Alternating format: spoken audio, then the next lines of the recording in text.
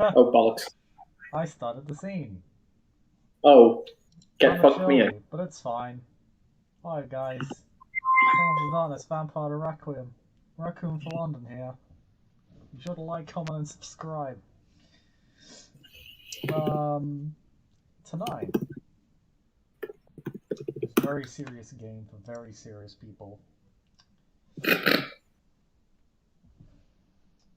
We have a very serious kindred with us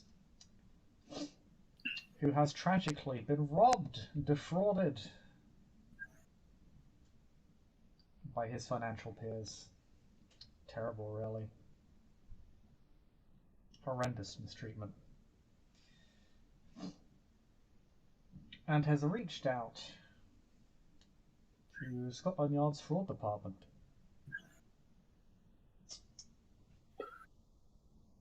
to act as a confidential whistleblower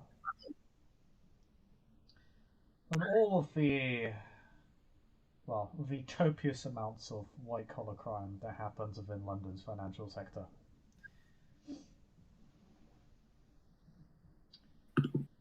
And as a result, you've been able to arrange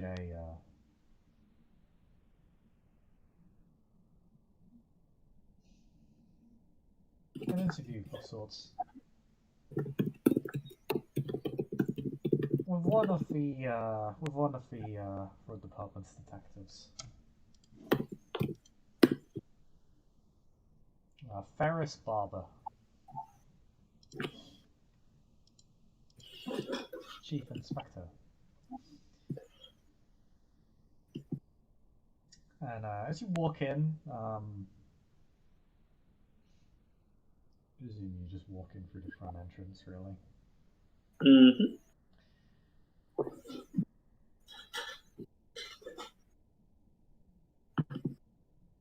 Can you make me a quick wits plus composure roll as you walk in? Numbies. I sure can. It should be noted you will go through some metal detectors on your way in.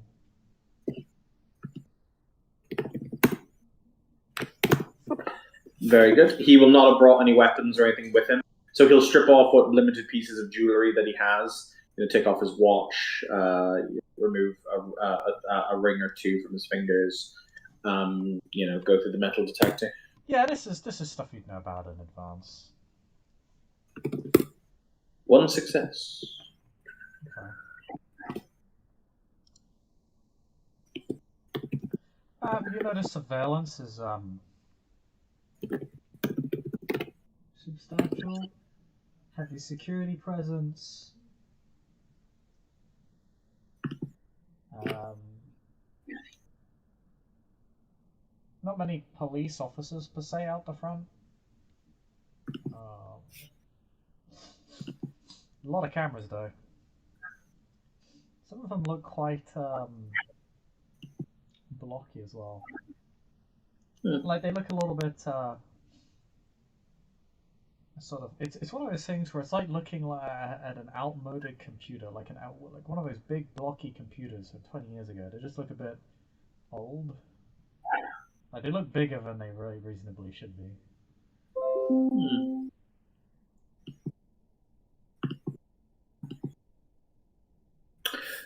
He nods, just kind of, or he'll walk to like the reception desk.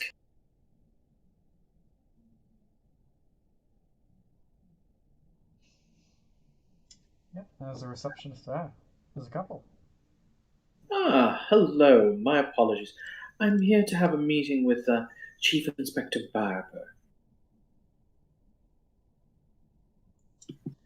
Receptionist will smile. I see. Just give me a moment, sir.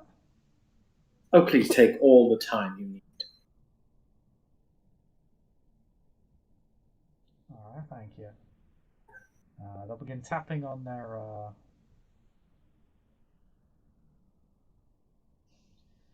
keyboard. Sorry, what was your name again, sir? A Coldmorn. Balthazar a Cold. I see. I'll keep clacking away on their keyboard.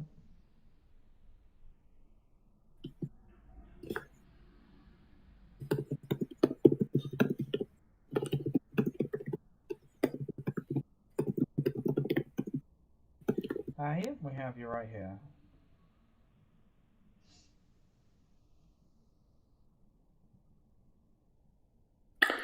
Wonderful. If you don't mind, we'll just call a couple of officers down to escort you through the building, if that's okay. By all means. Thank you. And they'll call down. Really, not even a couple of officers, just one.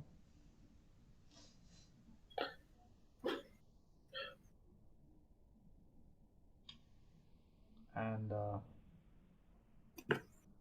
he'll just say,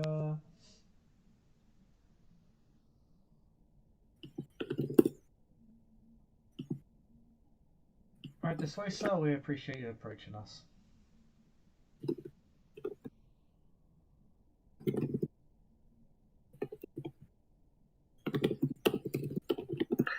Delighted. What's your name, son?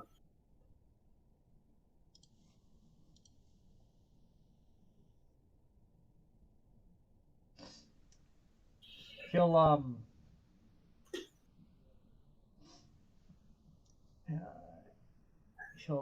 tap his badge as he says, "Captain Stokes, sir." Delighted. Yes, please lead the way, Officer Stokes. Thank you.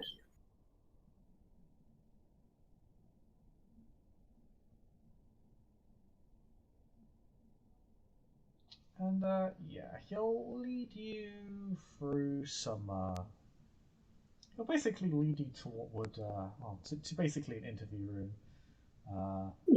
If you were a suspect, you might call it an interrogation room, but as a self-certified snitch, it has a much more pleasant name.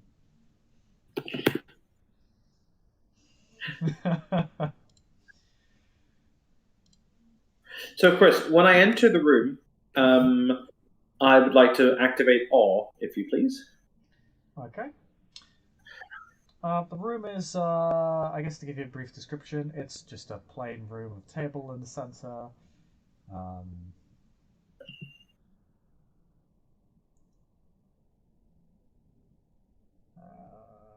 There's camera, there's the one-way view window,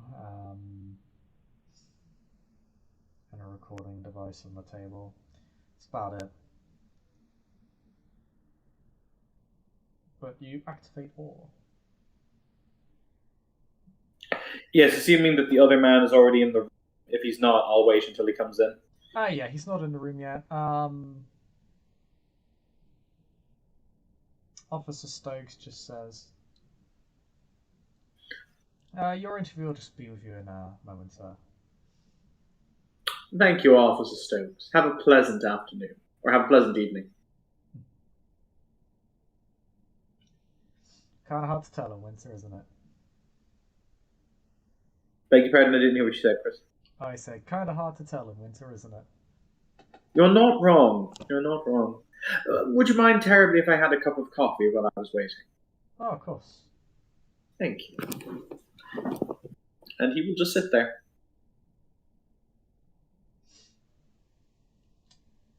Yeah. A couple of minutes later, Officer Stokes will return to you with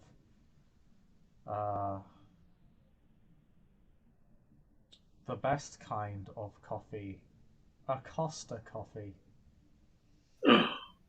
Nice. It's not. It's horrible.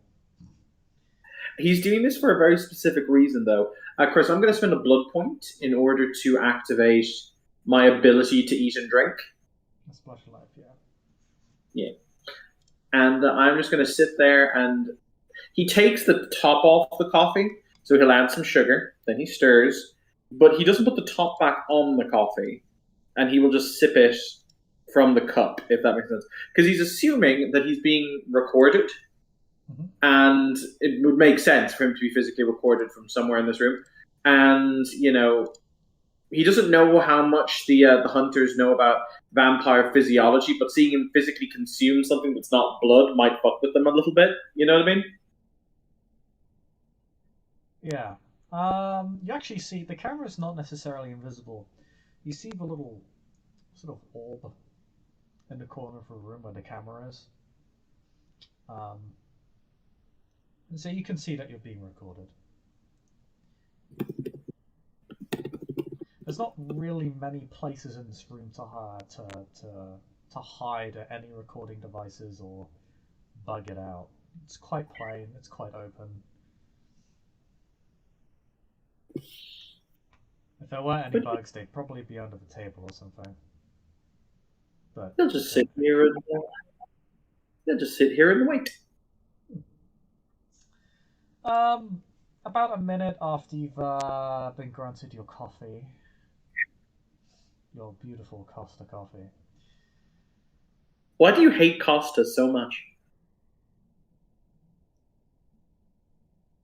I mean, the real question is, why does anyone like them?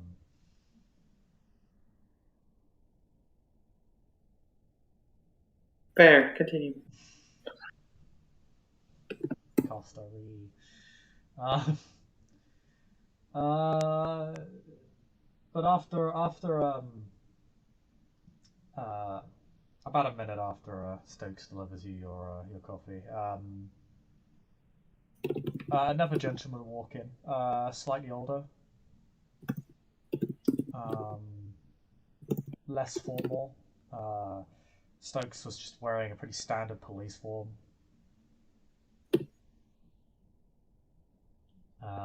With a black Kevlar vest and badge. This gentleman appears sort of more office casual. Mm-hmm.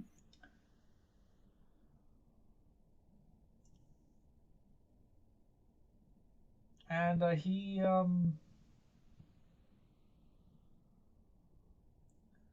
as he approaches you, he'll take out what appears to be a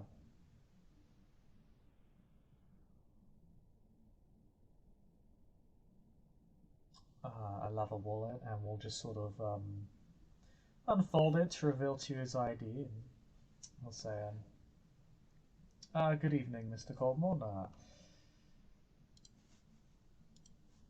I'm Chief Inspector Barber. I was a gentleman that was referred to you after you reached out to us." A pleasure, Chief Inspector. By the way, I will now activate all. And since it's my first time meeting him, and I believe I can do this, can I kick open some of his doors?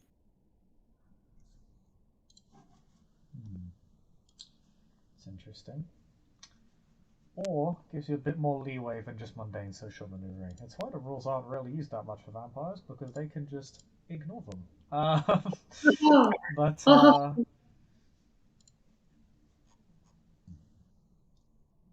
we'll say yes. You won't be able to open them upon immediately meeting him, mainly because you're sort of when you're trying to open a door, you're trying to convince somebody to do something. So you'll need to express what you want him to do before you can open his doors. His impression of you right now, however, shall be considered good as you have aura active. Or actually no, I'll go a step further and say excellent. It's not perfect though, but it is excellent.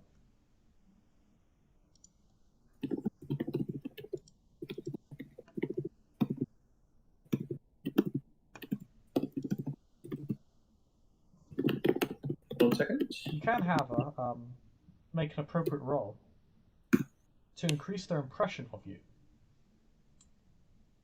So if you want to introduce yourself in a particularly friendly way so as to improve their impression of you, with all this is very easy. Just roll me your wits plus your socialize, and you may add all of your majesty, because that is how it all works.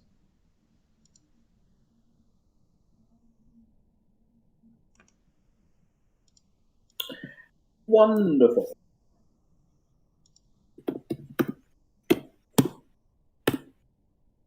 Seven successes on 8 dice. Huh. Neat. Okay, So this is an exceptional success. So, you introduce yourself, um, and you leave a very good first impression. You seem uh, like the perfect opportunity for a exhausted detective in a department that should be swimming in cases but seems starved of them.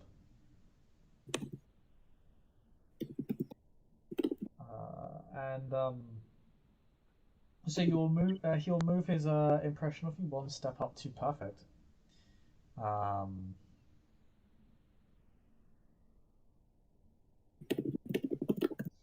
and in addition,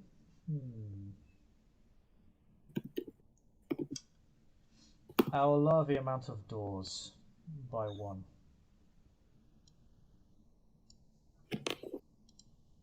As he just hit it off so well with him.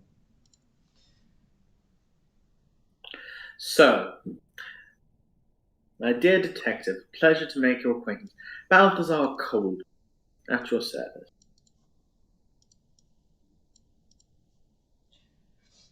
He'll go to shake your hand.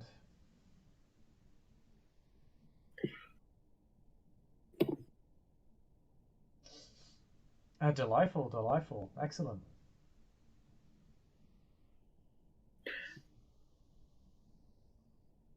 Balthazar will retake his seat where he was sitting.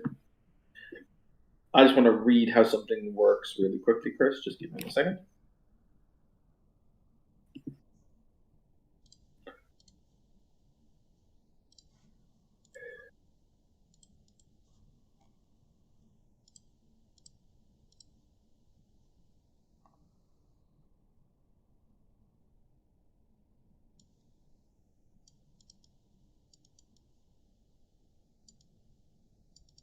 So what we're going to do is we're going to go through this very slowly. So he'll smile. I'd like to use. I just want to see if this takes any blood. It doesn't. I'd like to use confidant on him, if I may, because I'm trying to basically build up to loyalty. So he'll show me around, if that makes sense. But I have to do confidant first, which is my presence plus empathy plus majesty versus his resolve plus blood potency. Because I've already activated all. So presence, which is not actually great for Balthazar, but presence 2 plus his empathy, which is 2 plus his majesty, so it's going to be 8 dice. Wow. Only one success. Curses.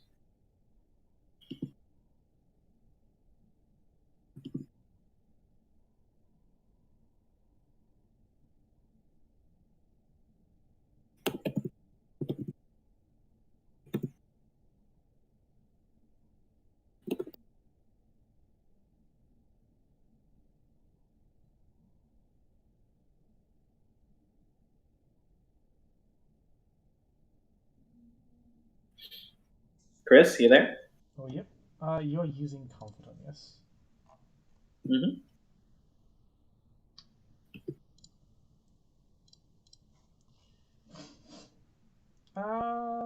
And you got how many successes? Only one. Only one. That's all you need. Oh, I do get to roll my opponent's resolve.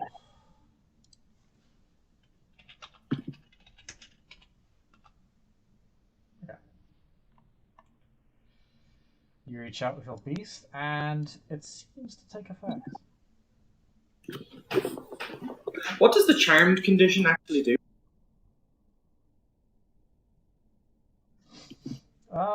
Makes someone more inclined to do what you want. They want to please you, they want to make you happy. They won't throw their life away for you. They won't make blindly irrational decisions. But they're inclined to take risks for you when they otherwise wouldn't. They're inclined to cover for your ass when, again, it's really against their interests.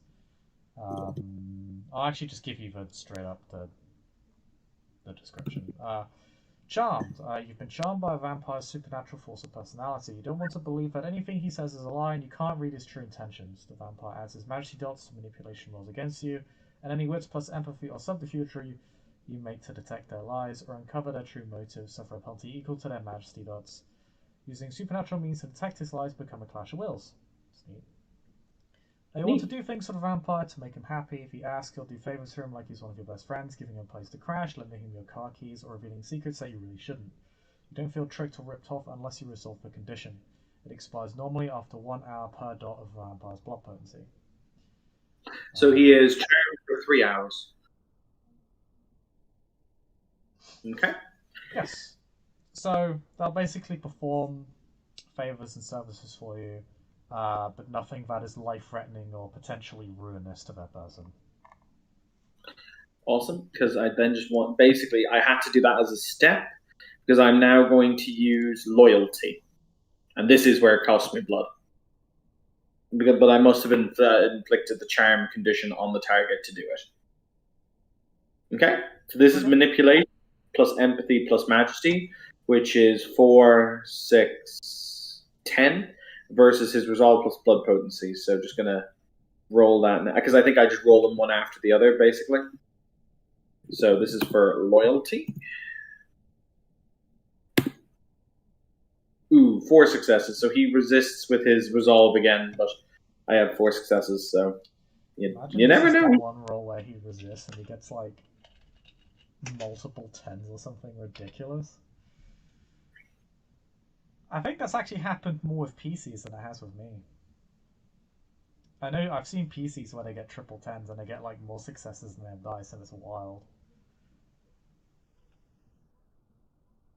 Okay. So you begin to rapidly enthrall this individual to you. He smiles as he says, "Well, I have this rather interesting dossier.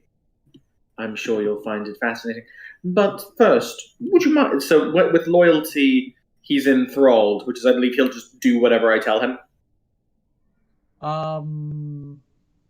Mostly. To give you a description of enthralled, it is, you're fanatically loyal to a vampire, willing to go any length for him. You'll happily take actions that threaten your own life, ramming a speeding truck head-on, jumping in front of a gun-wielding psycho, handing over your spouse and children for the vampire to play with. The compulsion lasts for 1 night for each dot of the vampire's blood potency. You need to spend a willpower point just to take an action that goes against your artist's commands. Doing so is an immediate breaking point of humanity 1. If you fail, you chicken out at the last minute. Only if you succeed can you do something that the vampire doesn't want you to do. It is resolved by taking serious harm and protecting the vampire. You succeed at a breaking point roll related to the condition.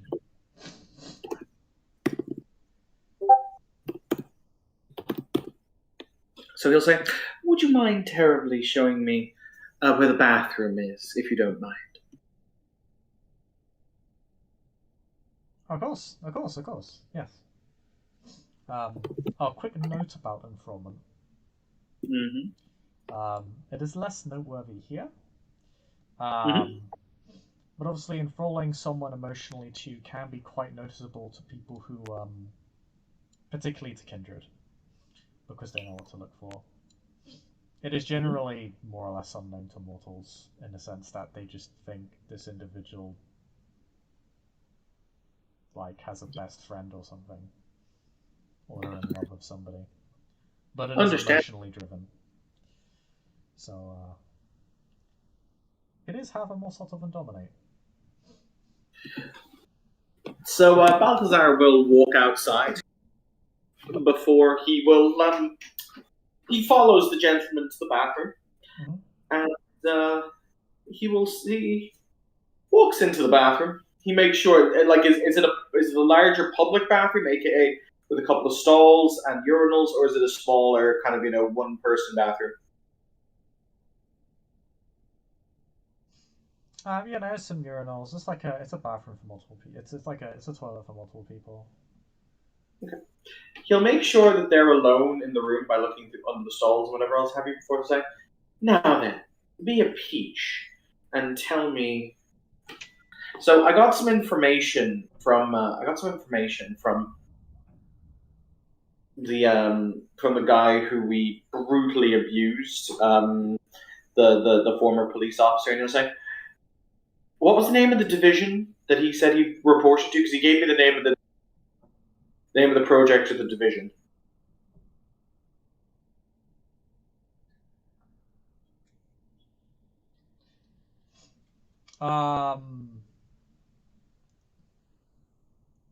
The ECTC. ECTC. What does that stand for again? Extraordinary Counterterrorism Command. Yes. He'll say, "Do you know where the ECTC are based in this building?" The ECTC. Do you mean CTC? I don't mean that, do I? Or do I? Well, you know ECTC stands for Extraordinary Counterterrorism Command, and then you know of Counterterrorism Command, which is an actual command unit within, or an actual department within the Metropolitan Police Force. Yes. Where are they based? Oh, they're in this building. They're a few floors up. Wonderful.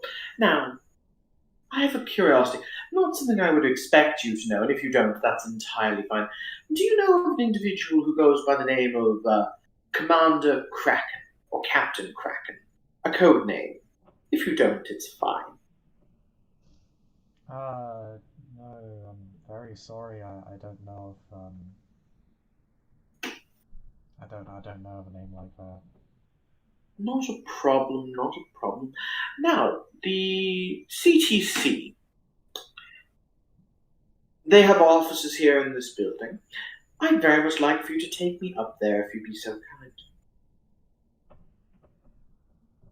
kind. Oh, one other slight point. I'll be requiring a uniform, if you'd be so kind. Thank you.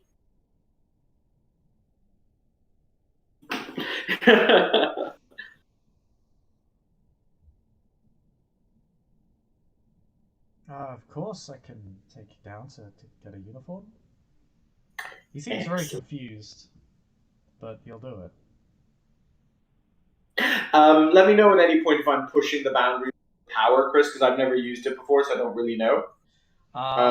Very little is off limits. It's basically only if you cause him to do something that is totally ruinous. You're pushing the boundaries by, but you're not breaking them. By him getting your uniform. Him taking you up to the CTC department. Is pushing it but not breaking it. Given that it kind of depends on his level of access and how much he's abusing it by allowing you to get up there. You would be aware that if you wanted him to acquire confidential information on your behalf, or openly go against his command structure, he would do it, but it could also potentially break it. You don't think the informant would last long past that point, mainly because it would likely destroy his life, and he would be cognizant of that. Well, I mean, correct me if I'm wrong. He's a chief inspector, right? Like, even if it's not a different department, he's still relatively high ranked, isn't he? Yes. It is, however, outside of his department, so his access would be somewhat limited. You reckon he has at least some, given his rank and position. How much he can push that, you're not sure. Mm-hmm.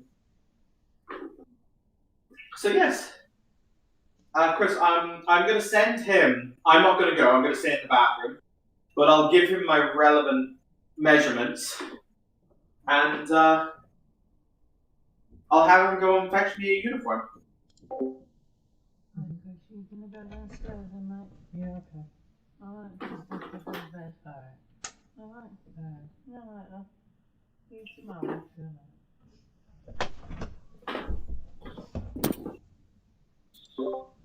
Ça va? Yeah, go fetch your uniform. He'll deliver to you. I assume you put it on. I do.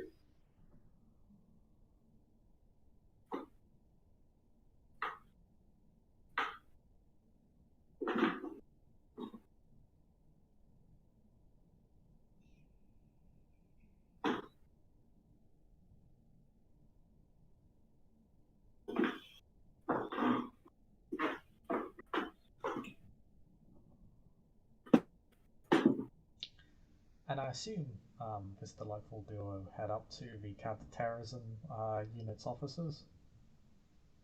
You are correct, sir. Okay. So on your way up, you notice getting through. You've noticed getting through most of this building has required particular security passes. Mm-hmm. When you're on the CTT units level, you pass by what appears to be an armory. Mm-hmm.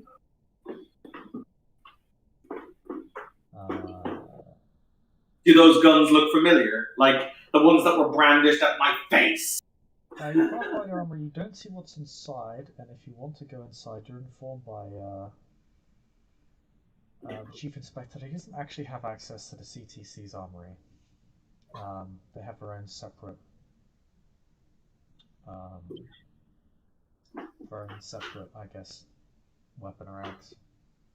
Their own separate armory room. Understandable. That's fine.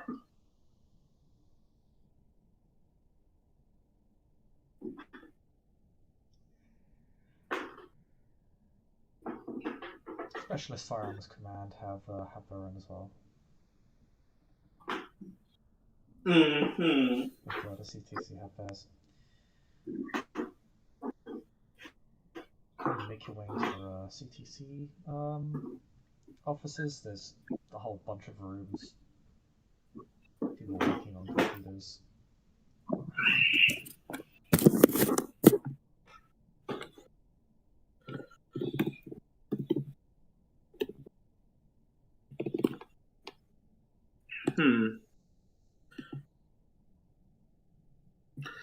Is there like an office for to be in charge or anything like that?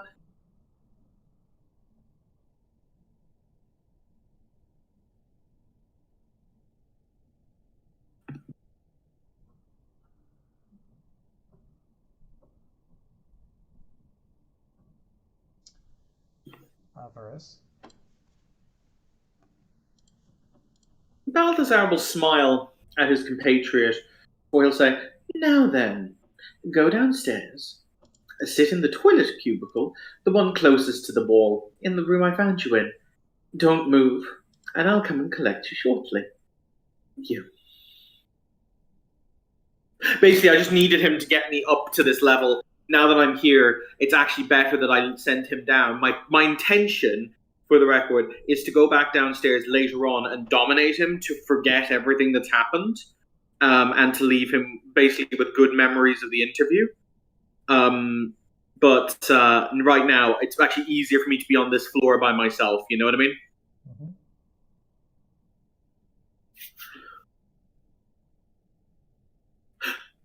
Yeah.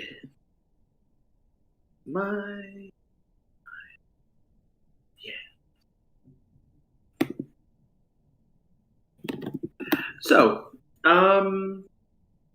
is there? Before you actually do that, there is something I could, because I noted it to you before. Mm-hmm. You will need his security pass to get out of this building. To get out of this section of the building. Mm-hmm. Actually, to get out of most of the building.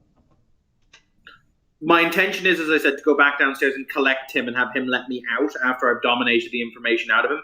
But will I need his pass to get out of this section of the building, yes? Yes. Okay. In that case, asking him to give it to me constitute a break, or are we still within the realms of reasonability? He'll do that for you. That won't break enrollment. Cool.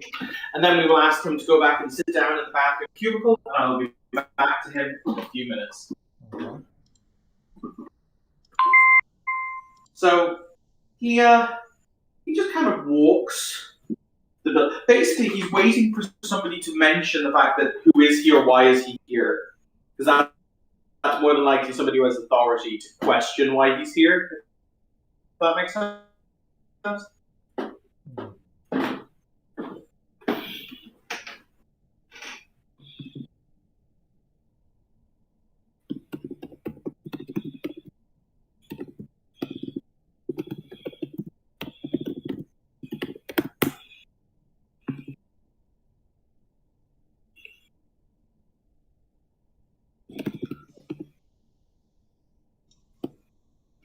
Gotta roll something real quick.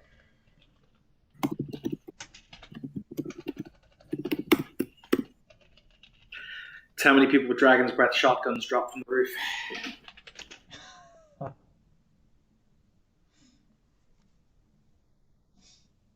As many as I want. How many is too many? The correct answer is get fucked, Devin. Oh.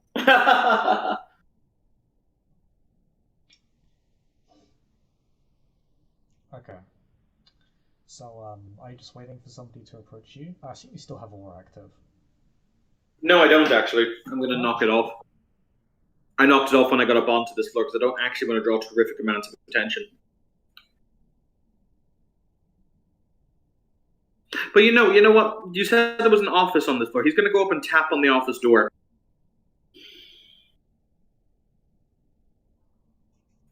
Just knock, knock, knock, knock.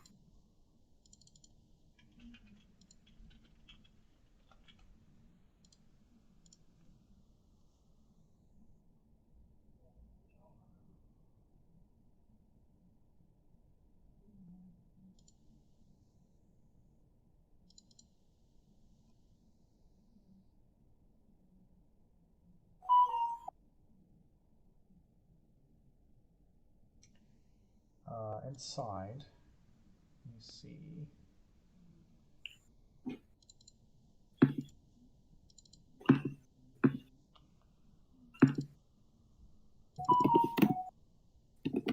This one.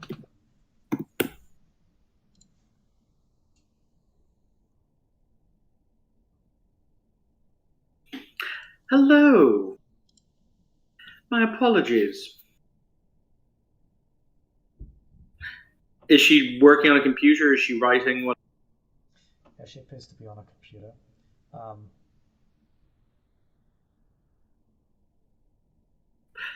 The moment she locks eyes with me, Chris, we're going to go for a dominate.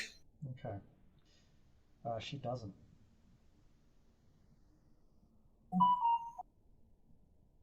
She doesn't look at me?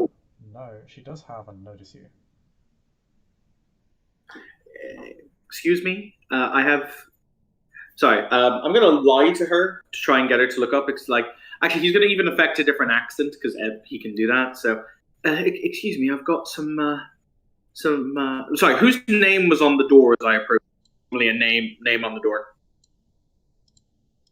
Or some kind of denotation of who's in here. You know what I mean?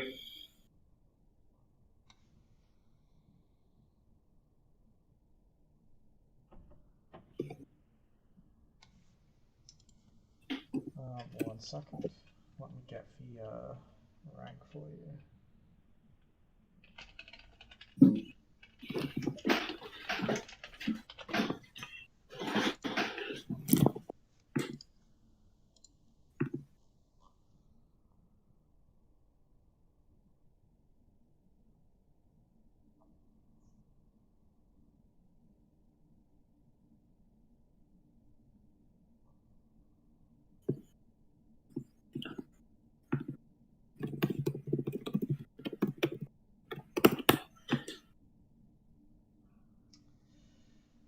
Commander Grant is what's on the door. I guess to give her a description, she appears to be a woman in her mid to late 30s. Excuse me, Commander Grant. I have some papers here for your signature. Would you like me to roll bullshit, or just happy to go with it?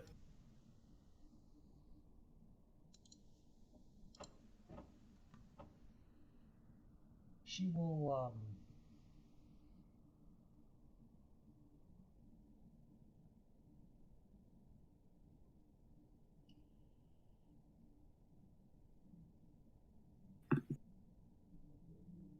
she'll say, "I'm busy. You can leave him on Gunther's task. He'll take care of it for you." She just says this through the door, like she's fixated on something else entirely.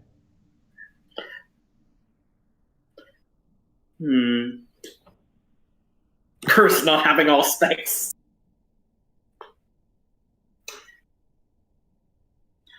Chris, if I activate all, will that cause her to look?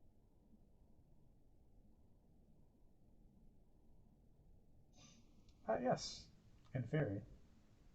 He will step. A conscious roll. I beg your pardon?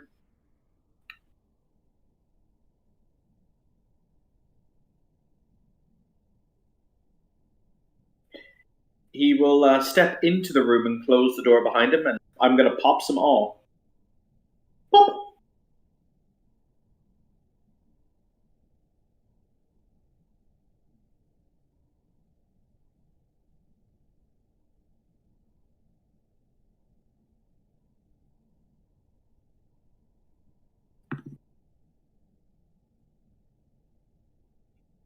Okay. There are a couple of seconds where she continues typing.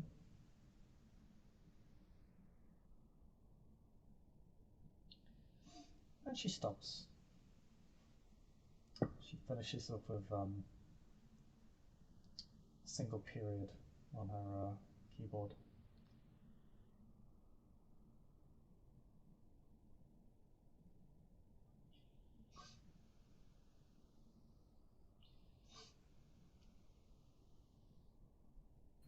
And she'll look at you. And that's when the Dominate's going to hit. Sweet, sweet Dominate. Am I alright to dominate her? Is there anything that stops me doing it, etc.? No, you're free to dominate. Dominate. So we're going with Mesmerize first, obviously. So it's going to be Intelligence, 3 Expression, 3 Dominate, which is a total of 10 dice. And because this is really important, I'm going to spend a willpower. Okay. She gets to resist with her resolve. Is there anything that's going to affect my dice pool or anything like that? Anything? No.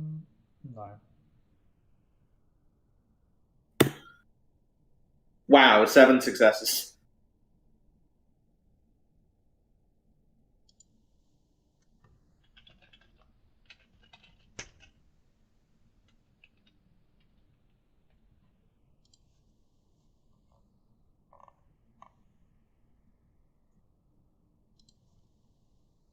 Okay.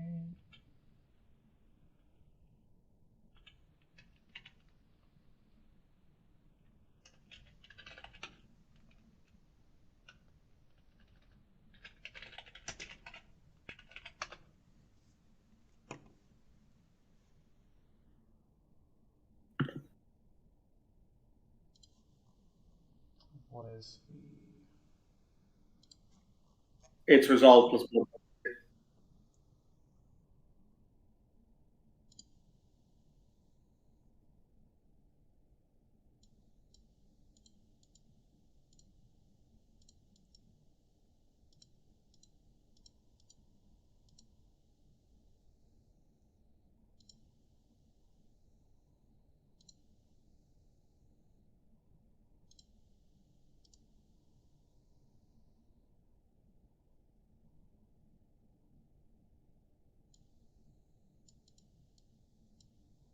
Okay.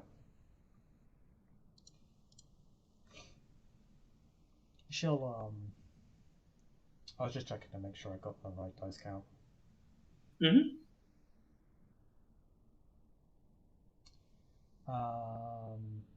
What do you try to say to her? I don't. I'm just waiting to see if she does the memorize kind of, falling kind of, slap, where they kind of just go kind of rigid. He doesn't actually have any commands. He just wants to make sure that it's, he just wants to make sure that the Dominate took hold before he says anything. You know what I mean?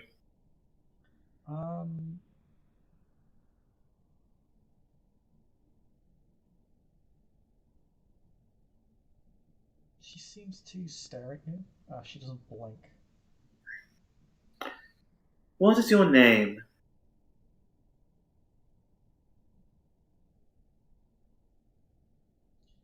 Commander Grant, would you like to step into my office? I thought I already had. No, I did step inside and close. Oh, okay, fair enough. I thought you were sort of just standing behind the door or something.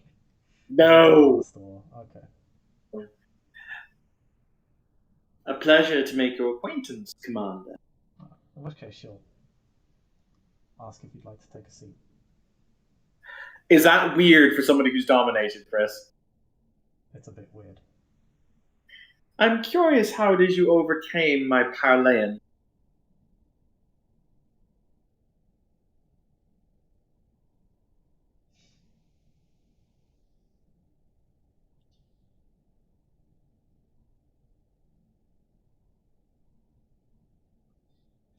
I'm also very curious as to why your kind keep breaking into my offices. You are aware, of course, Commander, that I could kill you before you could summon help. Rather effortlessly. She smiles.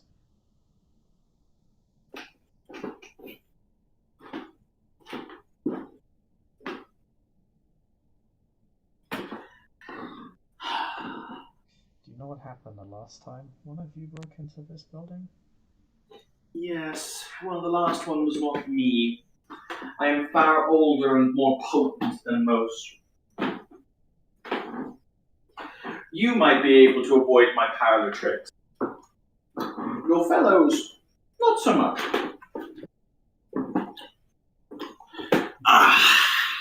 He does take a seat, by the way. He seems very relaxed.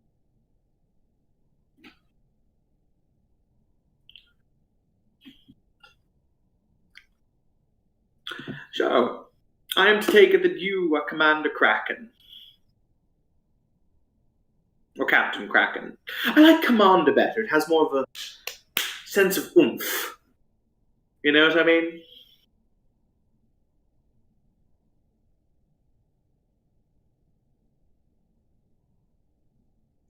You can call me whatever you like.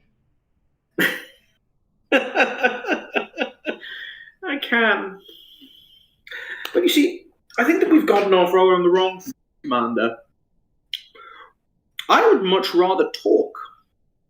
You see, I'm curious if your issue with my kind is some kind of ethical crusade vis-a-vis you are beyond the constraints of God, you are this, that, and the other, blah, blah, blah, burning heretics at the stake, or if it's something more altruistic. I'm curious if we can make a deal.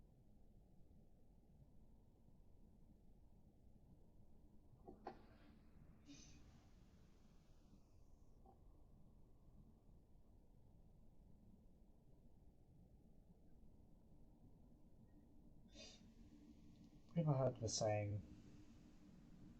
you never negotiate with terrorists? My dear, I'm a patriot. I served king and country in world wars before you were born. I love my country. Your very pigeonholed notion of what is terrorism amuses, but it's not exactly true.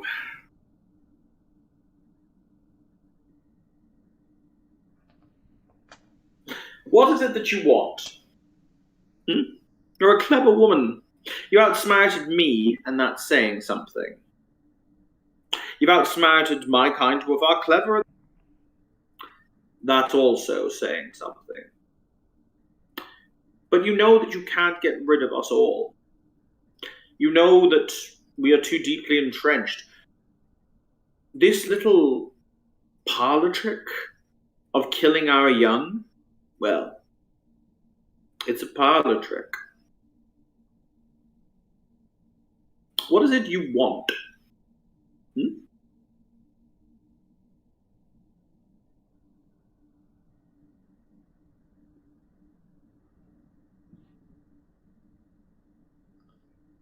I suppose that is contingent on a couple of things. The first, See, well, you continue. the first issue is whether or not you're empowered to make the decisions that would result in anything anything resembling a viable parlay, or whether you are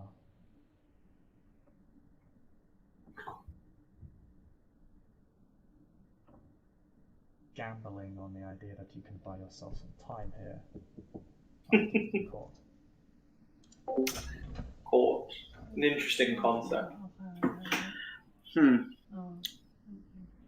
So, Chris, not just the fact that Balthazar is egotistical as fuck, but also the fact that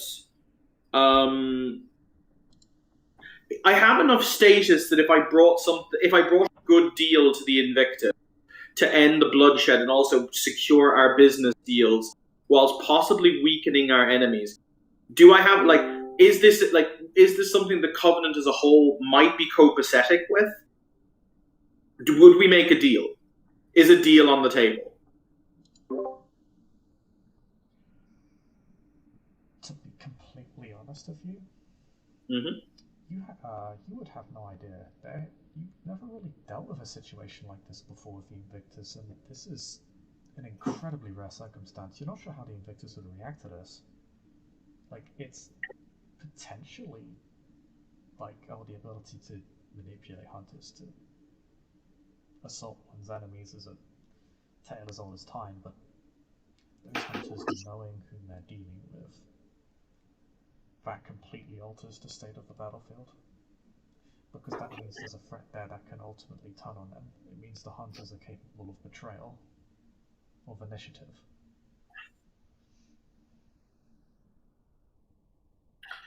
I have the ear of our authorities, and I can sway them, should the deal be good.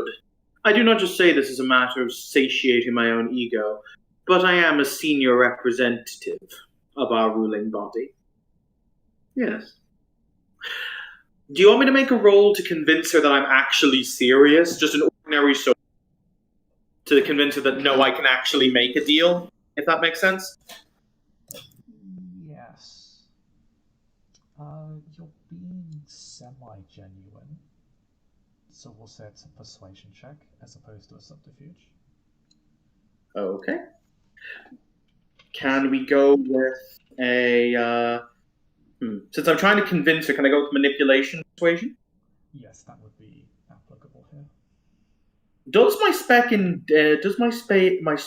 in deal making apply?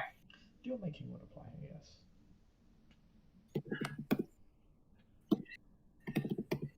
I think this is how I do it. Am I losing any dice? No, this is a contested check. 5 successes, and I used a willpower for Roche. Oh.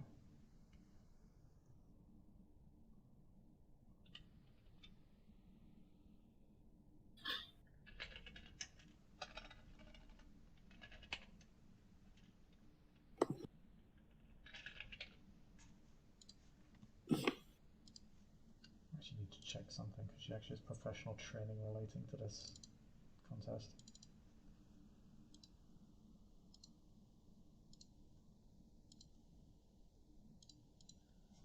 What does professional training give you? I know it gives you rope. I'm not sure what else it gives you there. Oh shit! It also gives you 9 again. Bollocks! So I should re-roll some of these dice. 1, 2, 3. I need to re-roll 3 dice because I didn't actually apply the 9 again roll, and I'm an idiot.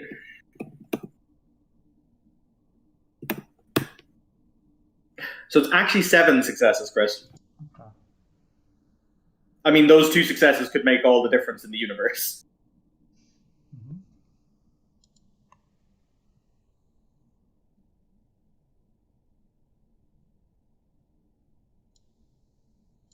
I tell you what, while you do this, I'm just going to go get a drink really quick, okay? Sure thing.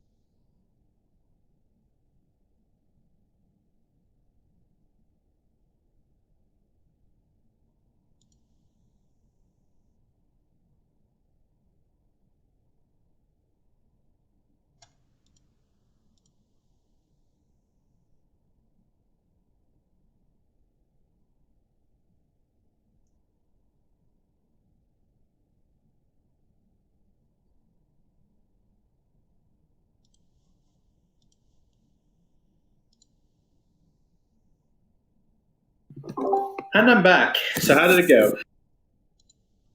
Okay.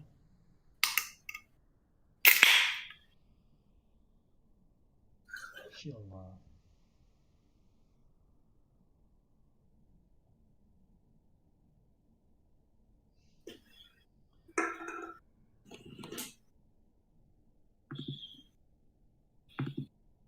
say it would take a significant deal. It would take a significant number of concessions for us to consider a deal. You are, after all, an impressively dangerous security risk.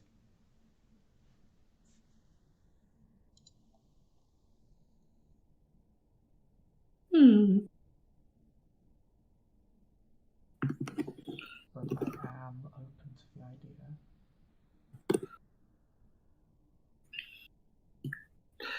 What is it that you would require?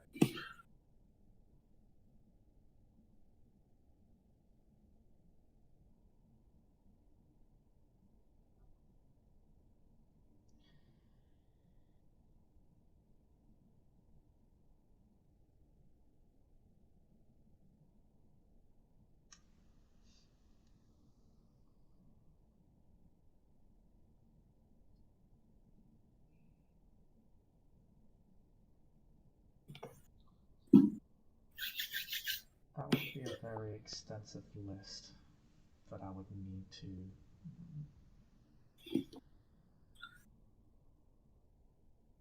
That would best be put to paper, then presented in a situation such as this.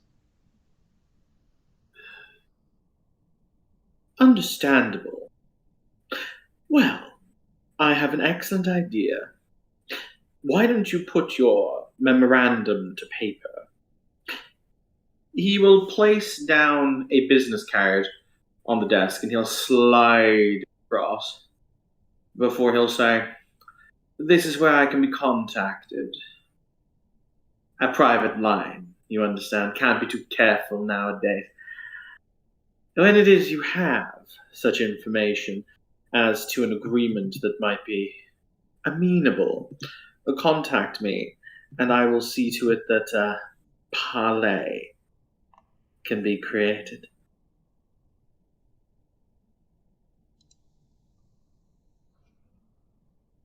Very well.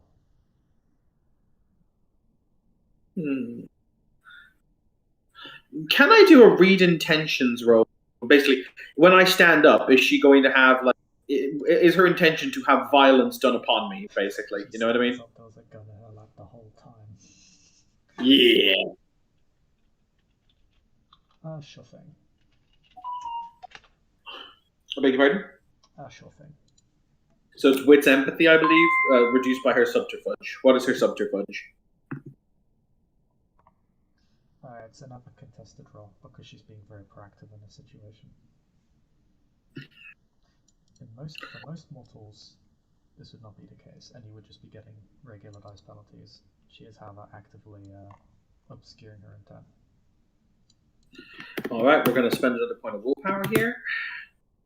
Only 2 successes, unfortunately. Okay. It's a bit difficult to read her. She's pretty good at keeping her alive. Well, she doesn't seem to immediately want to exert violence upon you. That much is clear, but that's what you can really gauge from her. and until then,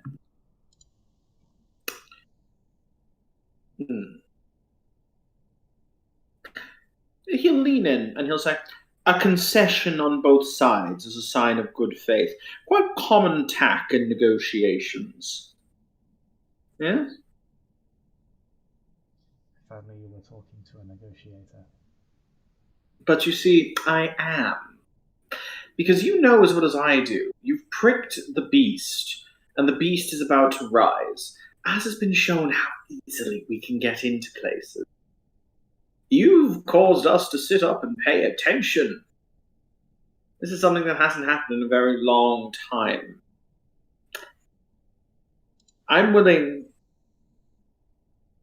If we wish to have concessions, and indeed the concept of you getting what you want and us continuing our nightly revels in a more structured and controlled manner, if you would mind, as a sign of good faith, we won't engage with you. Or we won't. I'll see to it. And you won't engage with us outside of, and he'll list the Carthian areas where he's basically saying it's safe to kill them there. There we don't care. You know what I mean, Chris?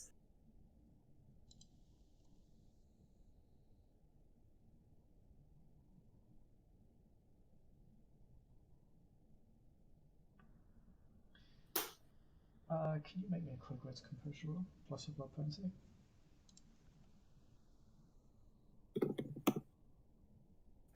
You know what? Since this is another important one, I'm going to spend a willpower.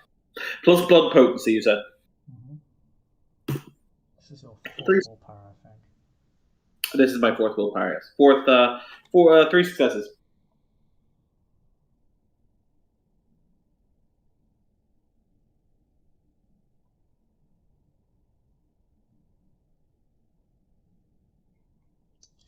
You've noticed over the course of the conversation the numbers within the office have slowly dispersed.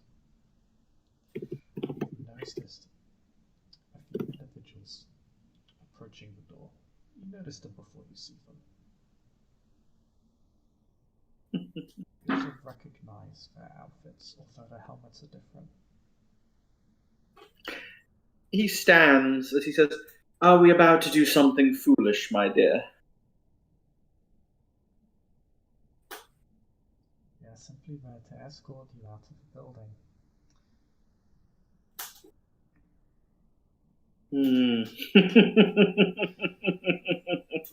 But to answer your question, or to answer your proposition,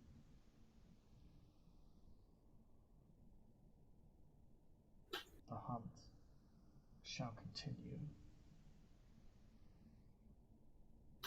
until our demands are satisfied. Oh, okay. Chris, is it which one of the hunter organizations are you using? Because that word just triggered a thing. Is it the Abbey? Ashford Abbey? Which one of the hunters? Like the ones who just like hunting for sport? The Ashford Abbey. Mm-hmm. Considering they've had dealings with Invictus in the past, can I roll to I know that they exist? I'm going to say no because their dealings have been restricted to a specific bloodline. So I thought that when that came out, it was a huge scandal, and it was in London. I got shut down. I'll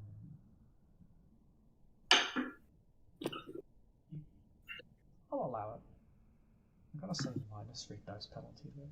It was a long time ago. Understandable. This would have been back while you were a neonate. I do have an academics of 3, so do I have an? I do not. Oh, I missed Hartwell, especially in Kindred history. Yeah, it was either. I can't remember the specific time frame in which it got shut down, but it would have been either when you were a neonate or just outright before your time. Oh wow! I spent the willpower, my 5th willpower. 5 successes, Chris. Exceptional success. Okay. I will look this up for you.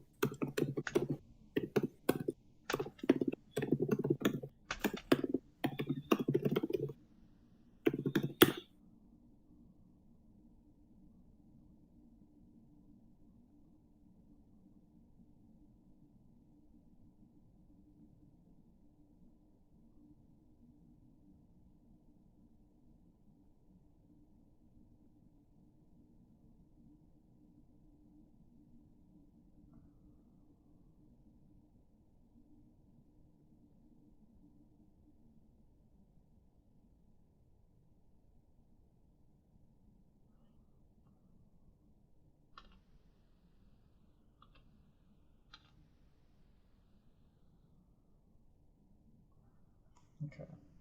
So you know quite a lot about the Ashwood Abbey. In the context of the scandal that rocked the Invictus about a century ago. You were aware that the Nosferatu bloodline, the Coxcomb Society, had been selling, trafficking, revenants, and even a few full-blooded kindred to the Ashwood Abbey for them to hunt.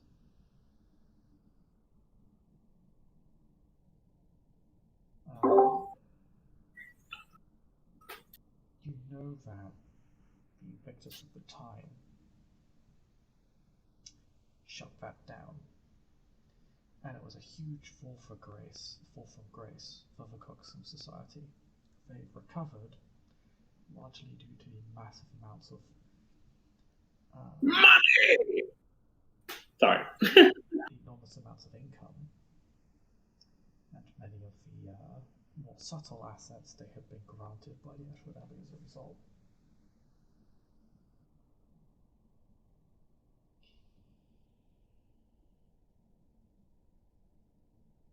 What you know of the Ashwood Abbey through information that has filtered down over the grapevine over the course of a century to you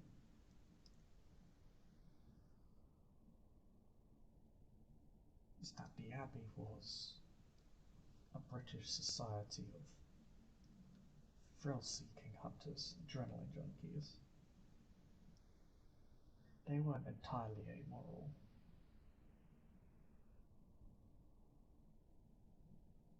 Your outside sources grant a very different picture of the Abbey than the ones that the kindred discovered, suggesting that the Abbey is somewhat factionalistic. It seems to have a society within it called the Hunt Club, which you believe is probably for part of the section of the Abbey that the society was trafficking kindred to. But you know with your information of the Abbey that they have been less recent in modern knights than they have been in the knights of the past. And that their methodology was that of, well, thrill seekers and adrenaline junkies. Daredevils, border elites,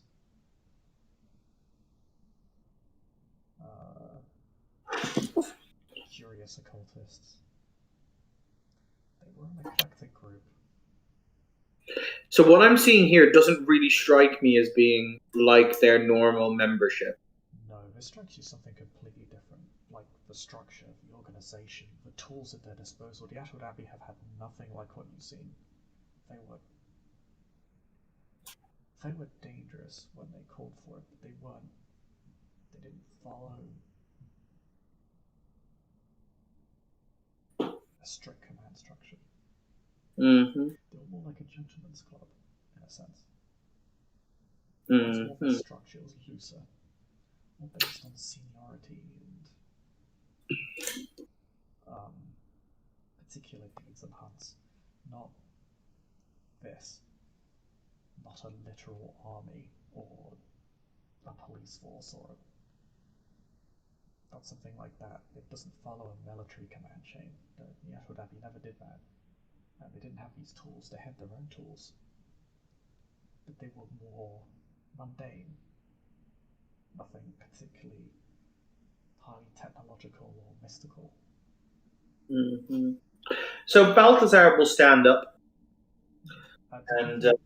Actually, to put it into, to sort of finish off, from what you've seen so far, you reckon the force you're dealing with is actually more dangerous than the Ashwood Abbey, not less. Fascinating. So he stands up and he brushes himself down, and he says, well, it's been a pleasure, Commander. I'll be bidding you good afternoon, or good evening, rather. And, well, you have my contact information when you have your list. I'll be saying pip pip cheerio.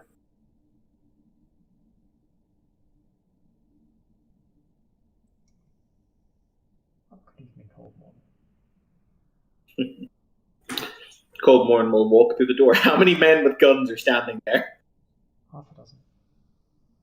Are they pointing at me, or do they have them by their sides? They haven't pointed down. Okay. Just to kind of do a fast forward, am I able to leave the building in peace? Yes. So when Balthazar gets back into his car, he's basically going to lift his phone.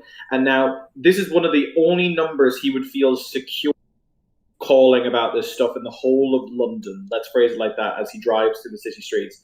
Because I have one of Bagman's disposable numbers. So he's going to give Bagman a call.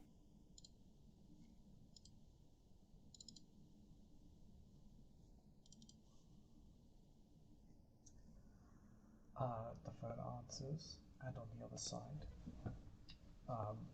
you hear a familiar voice go, Bring, it's your friendly neighborhood fuckhead over here, what do you need?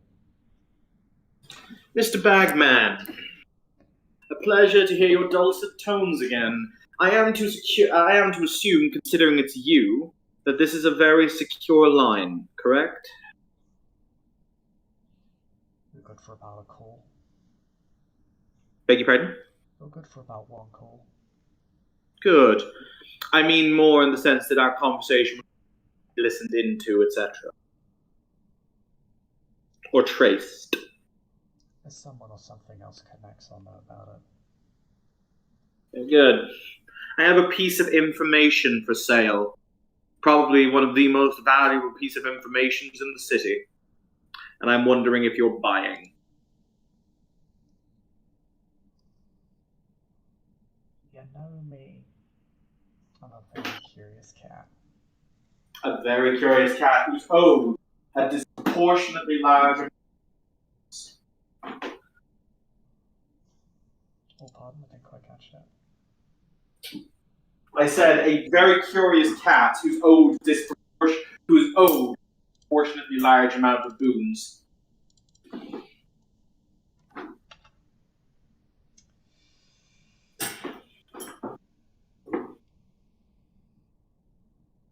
Oh. You know. Let's put it like this. I do like my shiny things. You do. Pray tell, would the name of the head, of the name and identity, as well as current rank within the Metropolitan Police, of the head of the Hunters and their organization be to you?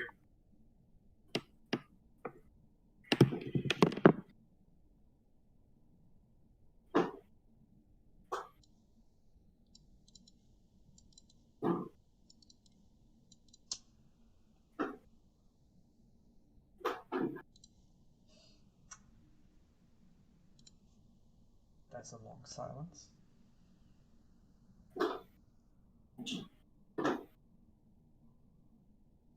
It's about that major boon you owe me. I would normally say that that's entirely copacetic, Mr. Bagman. However, you know as well as I do that you could literally charge anything for this. So, can I try and negotiate with Bagman? You can. He's down for it. I beg your pardon? He's quite happy to negotiate.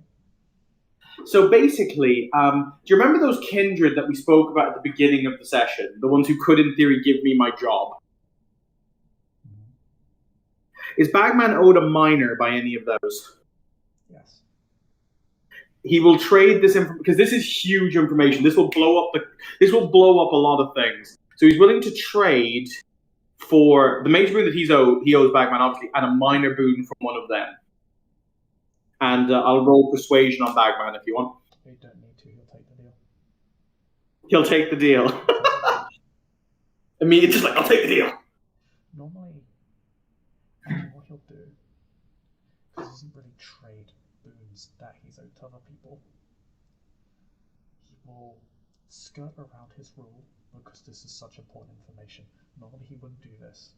He'll actually emphasize that to you. You'll what, sorry? Do this, but because you're being so charitable, the Seneschal does owe me a minor boon.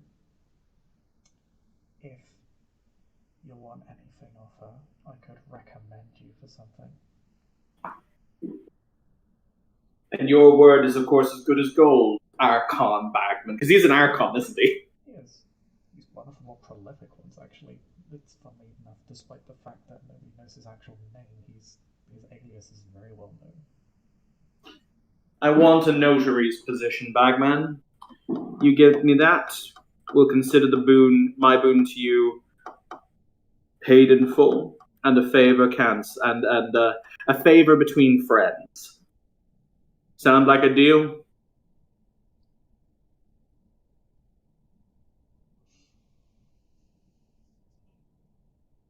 Pleasure doing business with you. For the record, her name is, and he'll give the name and her rank, etc. She controls those dragon's breath wielding maniacs trying to kill us. But not only that, and now I'll give you this for free, Bagman. This is me actually trying to gain Bagman as an ally, because I really like Bagman, and he and I do tend to work well together. Mm-hmm. I broached the concept of a peace with her this evening, between us and them, considering the fact that,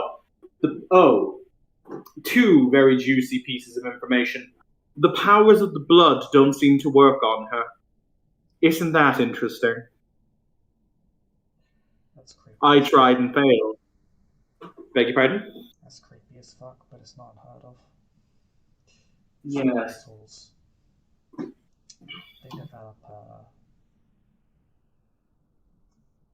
sort of like, it's a bit fucked up to think about. Certain mortals have sort of learned how to fight back against it. Kind of like forming antibodies to a disease. It's always how I've looked at it. The Order probably know more about it than I do, but such people exist, particularly when they spend a lot of time around people like us. Interesting. But here's the kicker, Bagman, and this is what I guarantee you your readers will love to hear. It'll be the spiciest thing on the Elysium's agenda. They were amenable to a peace treaty with us. They're currently dotting the I's and crossing the T's on their demands. But it's a possibility. Literal fucking sunlight there, Balfi. Literal what, sorry? Literal fucking sunlight. You're not wrong, my dear fellow. Wrong. But then again, when it was my ability to charm her didn't work, well, I had to rely on something. But it's the fact that they're willing to talk peace is what concerns me. You give that to your readership. I'm sure they'll be all of it with him. And what's more, he'll say, he kind of smiles to himself. You know as well as I do, there's going to be some who are going to want peace at any price, some who want war, and the court will dance its way as it always does. Yeah.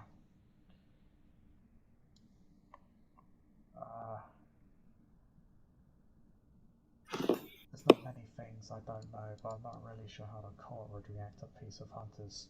I'm not sure they'd go for it, to be honest, mainly because most of them think they're too big to fail. Oh, I don't think it will pass. But then again, It will be interesting to see how the hardliners, who might have just woken up from a pleasant nap in our covenant, view the more soft line individuals when this is proposed, if you get my drift.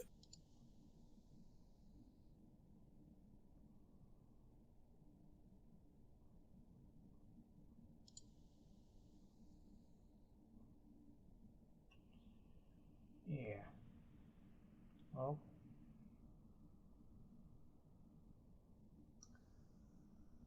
If nothing else, I've got a reason to buy some more popcorn now.